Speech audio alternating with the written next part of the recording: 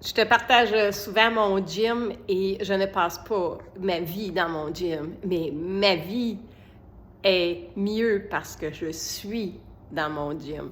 Je te dis, dans le fond, c'est 35-40 minutes dans le gym, puis c'est 5 à 6 jours semaine. Habituellement 6, mais ça peut m'arriver 5, all right? Et c'est important de te souvenir que c'est pas... Comment dirais-je? C'est pas l'effort surhumain que tu dois faire. L'effort surhumain, là, c'est pas lever des poids, c'est ta constance. C'est là que le bas blesse. Parce que, tu sais, je vois du monde, là, souvent ça m'arrive, tu sais, « Ah, j'ai fait 2 heures d'entraînement cette semaine! » Puis finalement, ben ils ont fait 2 heures d'une shot. Ben oui, mais ça marche pas. Ça marche pas de même, tu sais. Parce que premièrement, si tu fais 2 heures d'une shot, tu vas être épuisé. Puis deuxièmement, c'est la constance. Il faut en faire un peu à tous les jours, tu sais. Fait que Puis j'ai vu ça aussi, hein. Quelqu'un est venu me voir, elle a dit « Ben oui, mais moi, je jeûne une fois par semaine, puis je veux perdre du poids. » Ben jeûner un jour par semaine, puis te manger beaucoup le reste de la semaine, ou manger n'importe quoi, ça aidera pas non plus. Maintenant, avant même de considérer faire de l'exercice et perdre du poids, parce que la plupart d'entre nous vont bouger pour perdre du poids. Moi, c'est pas pour perdre du poids, moi, c'est pour être une fucking badass qui est capable de faire plein d'affaires. Mais avant de vouloir faire ça, pourquoi tu veux le faire? Qu'est-ce que ça va changer dans ta vie de bouger? C'est sûr que si tu as déjà bougé, tu connaissais le feeling. Tu sais, moi, je me souviens quand je faisais de la course, le trip, le high, quand tu reviens, là, c'est capoté, tu sais. Et aussi, quand je viens de finir une séance comme un programme que j'ai adoré, Insanity, c'était comme, je voulais mourir, là. Puis je te niaise même pas, là. Tu sais, tu veux dire que t'en peux plus, là. Tu sais, t'es même pas capable de rattraper ton souffle. Tu reprends ton souffle, tu te relèves, puis t'en veux plus. Puis ce sentiment-là est vraiment incroyable. Alors, si tu as déjà été là et que tu as le goût de retrouver ça, puis pour quelque raison que ce soit, tu l'as perdu, puis il y a plein de raisons qui font qu'on arrête. Moi, quand j'étais au Cambodge, j'avais pas beaucoup accès à des installations ou des poids, puis je connaissais rien là-dedans, pour être honnête, mais je courais. Puis quand je courais, ça me faisait du bien.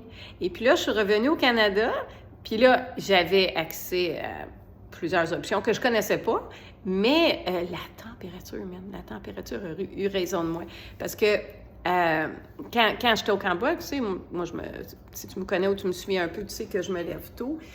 Moi, je me levais à l'aube, j'allais courir, puis là, après, ben j'allais au marché, je m'occupais de mon resto, patati patata. Et c'était facile. Hey, avec l'hiver, je me souviens, je suis revenue au mois de juillet, j'ai couru jusqu'au mois de novembre. Puis là, le fret me faisait chier, là, tu sais, j'ai avoir froid. Je tolère beaucoup la chaleur. Je suis très tolérante à la chaleur. Je déteste avoir froid. Fait que j'ai arrêté. Puis ça, on est en... Messie. On est en 2002. Oui, c'est ça, 2002. Non, 2000. Je suis bien des patates. Anyway. Puis là, ben, quand l'été est revenu, tu sais, j'ai toujours eu cette grippe-là. Mais j'ai quand même passé l'hiver.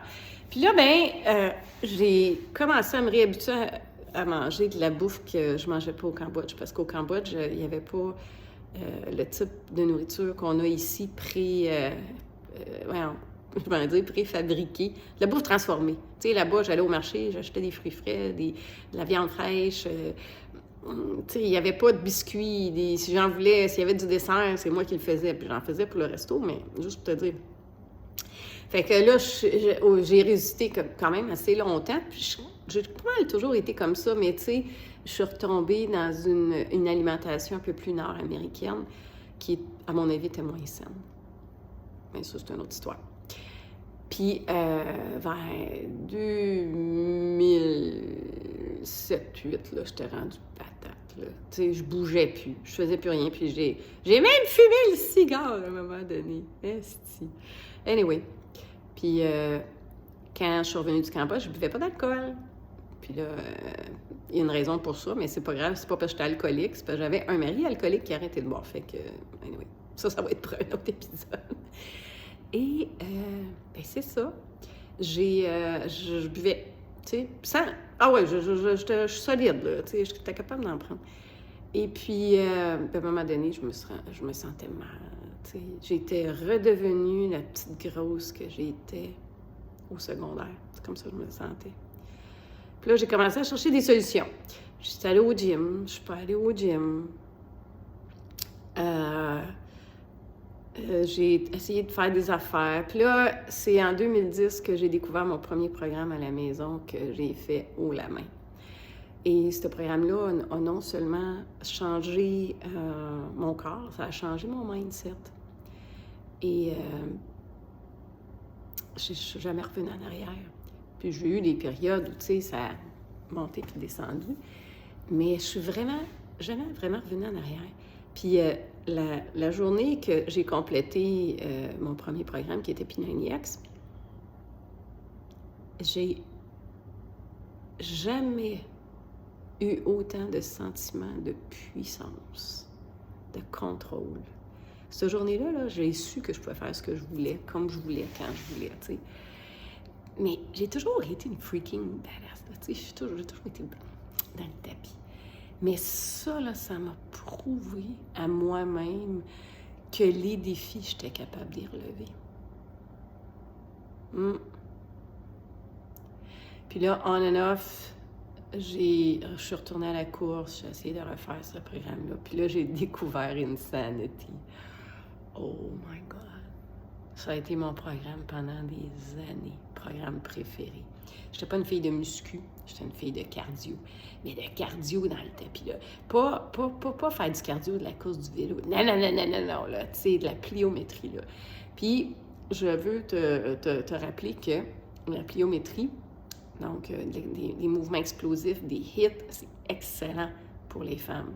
Parce que, bien, pour tout le monde, en fait, mais pour les femmes qui sont à 40 ans et au-delà, ça réveille ton système. Parce qu'avec la baisse d'estrogène, à un moment donné, là, ton corps change puis tu ne réponds plus de la même façon aux exercices. C'est pour ça que, souvent, on va entendre des femmes dire « Hey, ce que je faisais, ça ne fonctionne plus. » Ben oui, tu sais, quand on est plus jeune, on dit « Ah, j'ai besoin de perdre 5 livres. » Puis une semaine, 2 semaines, 3 semaines plus tard, tu l'as perdu. Moi, je ne suis pas de même quand tu avances dans la quarantaine puis la cinquantaine.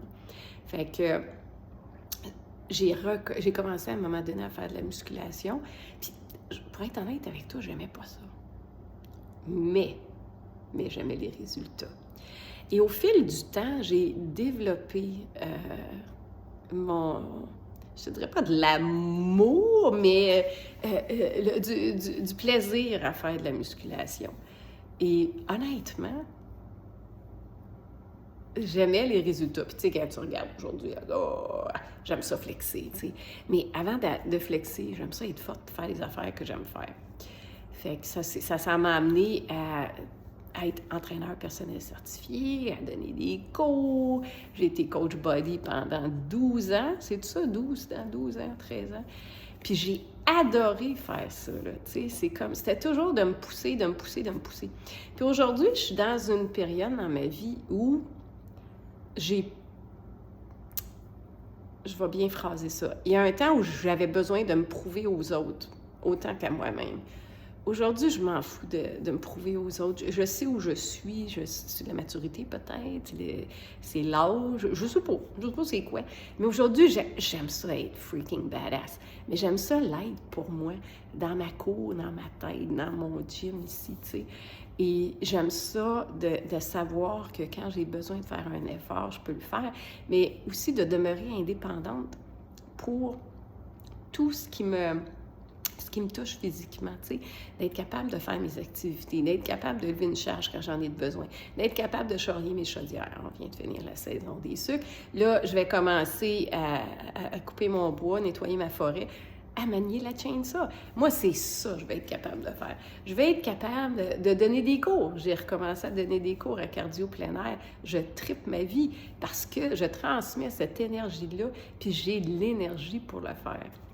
Puis, il y a bien du monde qui vont dire, oui, mais moi, Marie-Claude, je fais pas les sucres. Correct. Moi, je fais pas de chaîne ça. C'est super correct. Et je donne pas de cours. Bien, c'est encore correct. Mais qu'est-ce que être en forme?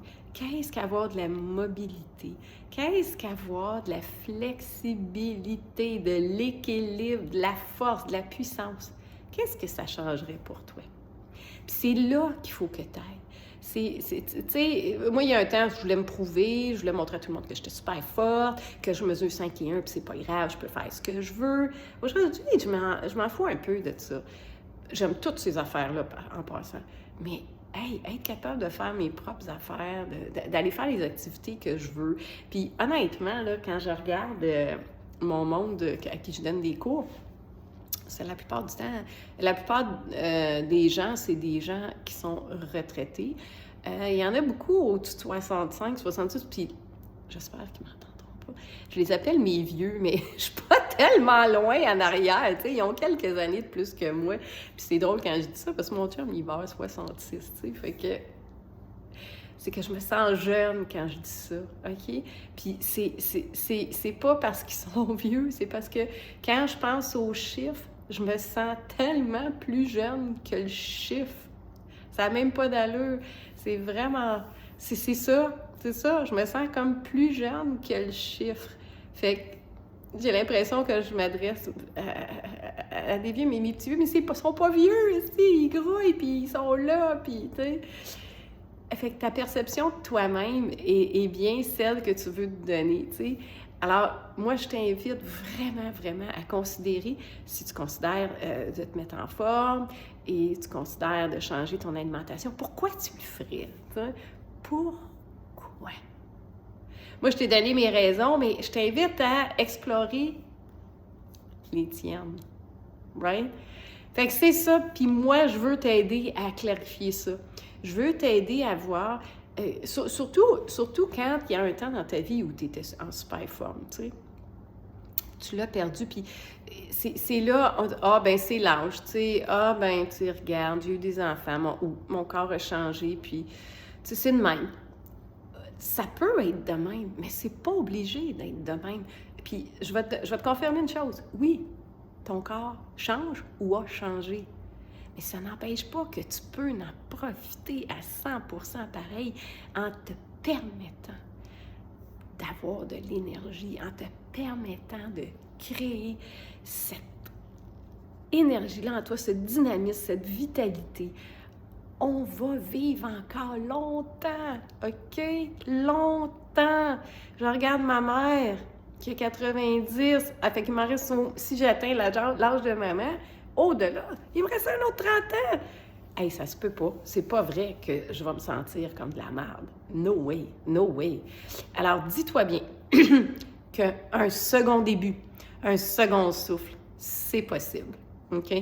Et avec ce second début, ce second souffle, tu peux vivre des années absolument magnifiques avec tes ados, avec tes petits-enfants, avec tes amis. Entoure-toi de gens qui veulent cette vitalité-là parce que c'est quoi? Ça vaut la peine.